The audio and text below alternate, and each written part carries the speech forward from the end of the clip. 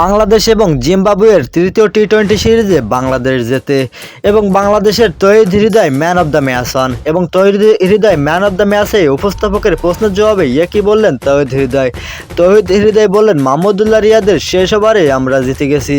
এবং ওপেনিংয়ে ব্যাট করতে নামা জিম্বাবুয়ের মারমারি সে ভালোই রান করছিলেন, এমন হয়ে গেছিলেন সে 26 বলে 31 রানের একটি দুর্দান্ত ইনিংস খেলে ফেলছিলেন এবং মাহমুদুল্লাহ রিয়াদ লাস্ট ওভারে গিয়ে তাকে আউট করে দেন। এবং এদিন বাংলাদেশের বলাররা ছিল দুর্দান্ত বোলিং ফর্মে, যেই বোলিংয়ে যাচ্ছেন সেই যেন উইকেট পাচ্ছিলেন। বাংলাদেশের বলাররা এদিন দুরন্ত বল করেছেন, বলাররা দুরন্ত বল করে বাংলাদেশকে জয়ের দিকে এগিয়ে নিয়ে গেছে। এবং এদিন তৌহিদ হৃদয় একটি দুর্দান্ত ইনিংস খেলেন। তৌহিদ হৃদয় হন ম্যান অব দ্য ম্যাচের পুরস্কার পান এবং ম্যান অব দ্য ম্যাচের পুরস্কার পেয়ে মাহমুদুল্লাহ রিয়াদকে নিয়ে সে গর্ব করে বলেন, মাহমুদুল্লাহ রিয়াদের শেষ ওভারের বোলিংয়ে আমরা জিতে গেছি।